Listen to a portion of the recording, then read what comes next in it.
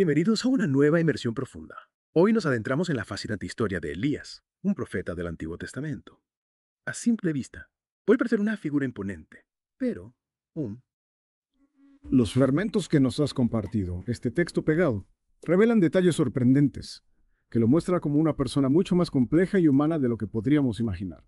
Así es, solemos pensar en Elías como un personaje de grandes milagros, Oye, enfrentándose a reyes, protagonizando ese épico enfrentamiento en el Monte Carmelo. pero su historia va mucho más allá. Lo que me llama la atención desde el principio es el misterio que rodea sus orígenes. No hay información sobre su familia. Aparece en la narración de repente, como si saliera de las sombras listo para desafiar a un rey. Es increíble. Esa falta de trasfondo familiar realmente aumenta su misticismo. Su nombre, Elías, significa «Mi Dios es Yahvé». Y esa frase define su esencia por completo. Sus orígenes son un enigma, pero su propósito está clarísimo. Y ese propósito lo lanza a una situación realmente complicada. El rey Acab y la reina Jezabel, digamos que no eran conocidos por su devoción a Dios. Imagínate, el contexto histórico es crucial para entender la magnitud de la misión de Elías. Israel estaba sumido en una profunda crisis espiritual, la idolatría se había extendido, los verdaderos profetas eran perseguidos. Vivir según la ley de Dios podía costarte la vida. Ese era el mundo al que Elías se enfrentó. Un escenario de alto riesgo, sin duda. Y Elías, lejos de amedrentarse, desafía directamente a Acab y profetiza una sequía. Una decisión muy audaz, considerando que Baal era venerado como el dios de la lluvia y la fertilidad. Exacto. La sequía no fue solo una predicción, fue un desafío directo a la base misma de la adoración a Baal. Elías obligó al pueblo a tomar una decisión, a confrontar su fe, Baal, el supuesto dios que controlaba la lluvia, o Yahvé, el dios de Israel. Y el texto pegado destaca un detalle importante. Esta profecía no fue algo pasivo. El libro de Santiago confirma que Elías oró para que llegara la sequía, y también para que la lluvia volviera a la tierra. Ese detalle nos revela la humanidad de Elías. ¿No crees? Nos recuerda que, aunque era un profeta, seguía siendo humano, con dudas, luchas internas, igual que nosotros. Sentía el peso de la responsabilidad, el destino de toda una nación sobre sus hombros. En medio de esta sequía, la historia nos muestra la compasión de Elías. Su lado más humano. Dios lo envía a una viuda y su hijo, que luchan por sobrevivir. Piensa en esa viuda por un momento. Representa a los más vulnerables de la sociedad. El texto subraya su dolor, primero la pérdida de su esposo, luego la amenaza del hambre. Es una imagen muy poderosa de la desesperación que la gente enfrentaba durante la sequía. Y Elías no es un simple observador. Comparte su sufrimiento. Cuando el hijo de la viuda muere, el texto describe la profunda empatía de Elías. Toma la muerte del niño como algo personal, sufre con ella. Es un ejemplo conmovedor de cómo Elías, a pesar de su llamado profético, no estaba aislado de las conexiones humanas. Forjó un vínculo genuino con esta familia, y su dolor se convirtió en el suyo. Y entonces, Elías realiza lo que muchos consideran su milagro más extraordinario. Resucita al hijo de la viuda. Es la primera resurrección registrada en la Biblia. Un acto que nos habla del poder de la oración y la inmensidad de la misericordia de Dios. Es un milagro que trasciende la simple restitución de la vida. Simboliza la esperanza y la restauración que Dios ofrece, incluso frente a la muerte misma. ¿Te imaginas la profunda impresión que este milagro debió causar en la viuda? Sin duda. Pero ¿cómo sabemos? La historia de Elías no termina ahí. El conflicto con la adoración a Baal está lejos de resolverse. Cierto. El siguiente capítulo nos lleva al Monte Carmelo. Y ahí es donde las cosas se ponen realmente interesantes. El enfrentamiento en el Monte Carmelo es una de las historias más icónicas de la Biblia. Tiene una intensidad dramática, casi cinematográfica. Elías, un profeta solitario, enfrentándose a 450 profetas de Baal. La tensión es palpable. Las apuestas no podrían ser más altas de mostrar de una vez por todas quién es el Dios verdadero. Es un momento crucial en la historia de Israel. Y lo que me parece brillante de la estrategia de Elías es cómo utiliza las creencias de los seguidores de Baal en su contra. Les permite actuar primero dándoles todas las oportunidades para que invoquen el fuego de su Dios. El texto pegado describe la escena con una ironía casi cómica. Los profetas gritan, bailan, incluso se hacen cortes en el cuerpo intentando llamar la atención de Baal. Pero solo hay silencio. Ese silencio es ensordecedor. Resalta la vacuidad de sus rituales, la futilidad de adorar a un Dios que no existe.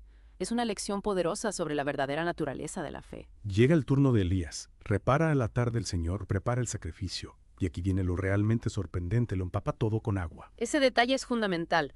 Elimina cualquier duda, cualquier posibilidad de que Elías esté utilizando un truco. Está siendo humanamente imposible que el fuego se encienda. Y por supuesto, Dios responde con una demostración de poder innegable. Desciende fuego del cielo, consumiendo el sacrificio, la madera, incluso las piedras y el agua. Imagínate la escena. Es un momento crucial, un punto de inflexión.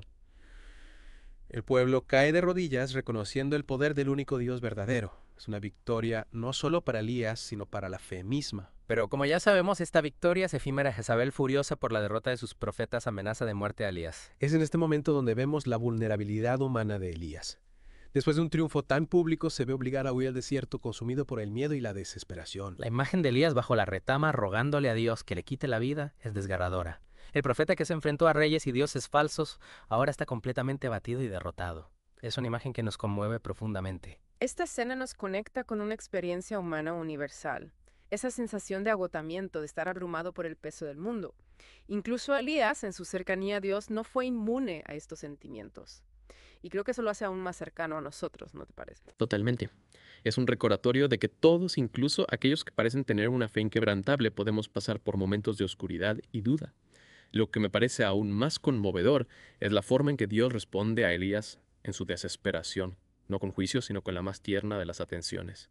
Es notable cómo Dios atiende primero las necesidades físicas de Elías.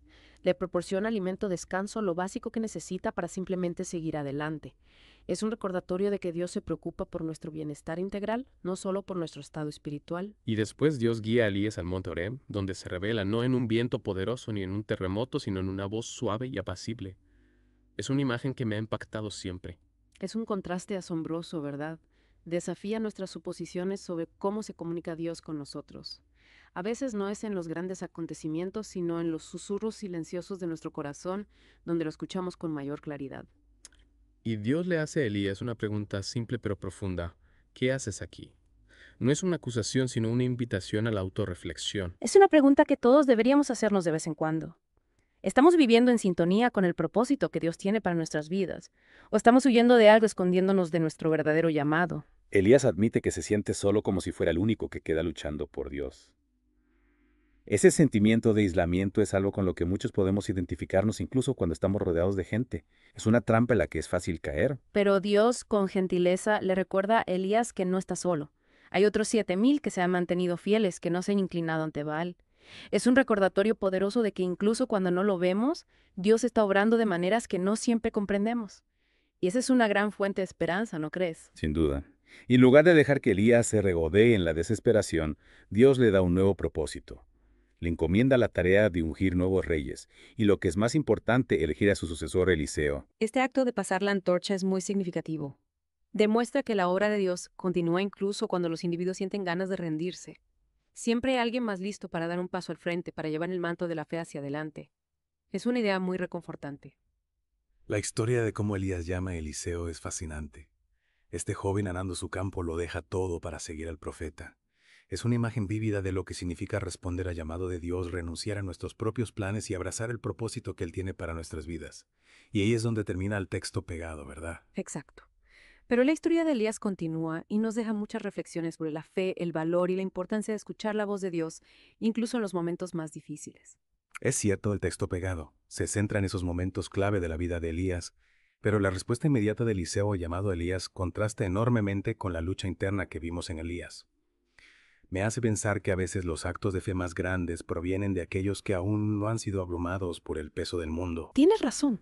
Es como si la frescura de la fe de Eliseo y las cicatrices de las batallas de Elías le permitiera dar ese paso sin dudar. Es un recordatorio de que Dios puede usar a cualquier persona independientemente de su pasado o experiencia para cumplir sus propósitos. Exacto. Y al reflexionar sobre la historia de Elías como un todo, es importante recordar que no fue solo un hacedor de milagros o un profeta impetuoso. Fue un ser humano que luchó con la duda, el miedo y el agotamiento igual que nosotros. Este texto pegado lo destaca muy bien. Es fácil idealizar a las figuras bíblicas, colocarlas en un pedestal y verlas como superhumanas. Pero la historia de Elías nos recuerda que incluso los más grandes entre nosotros tienen dificultades, y eso está bien. De hecho, es en esos momentos de lucha donde a menudo vemos la gracia y la compasión de Dios con mayor claridad. Él no nos abandona nuestra debilidad, sino que nos encuentra justo donde estamos y nos guía con gentileza de regreso a su propósito. Precisamente. Y así como Elías no estuvo solo en sus luchas, nosotros tampoco lo estamos. Nos tenemos el uno al otro y tenemos un Dios que promete nunca dejarnos ni abandonarnos. ¿Qué te parece si intentamos aterrizar todo esto? Después de este recorrido por la vida de Elías, ¿qué podemos aprender de sus experiencias? ¿Qué nos llevamos de su historia? Creo que la historia de Elías nos anima a abrazar tanto nuestras fortalezas como nuestras debilidades. Podemos ser valientes en nuestra fe como Elías al confrontar a Acab, pero también reconocer nuestras limitaciones, vuestra necesidad de descanso y renovación. Es un recordatorio de que está bien no estar bien a veces. Podemos llevar nuestras dudas y temores a Dios, y Él nos recibirá con compasión y guía. Sin lugar a dudas. Y al igual que Elías no estuvo solo en sus luchas, nosotros tampoco lo estamos. Nos tenemos los unos a los otros, y tenemos un Dios que promete nunca dejarnos ni abandonarnos. La vida de Elías fue un tapiz de altibajos dramáticos, de momentos de profunda fe y dudas abrumadoras. Pero a través de todo, Dios fue fiel usando a Elías para lograr cosas extraordinarias, y finalmente moldeándolo en un instrumento de su gracia. ¿Qué fue lo que más te impactó de la historia de Elías? ¿Qué resonó en tu propio camino de fe? Para mí es ese recordatorio de que Dios obra de maneras inesperadas. Puede usar una sequía, una confrontación en la cima de una montaña o incluso un susurro en una cueva para acercarnos a Él. Me parece una excelente reflexión final. A medida que continúes explorando la historia de Elías y su relevancia para tu propia vida, recuerda que Dios siempre está obrando incluso cuando no podemos verlo, entrelazando los hilos de nuestras vidas para su gloria.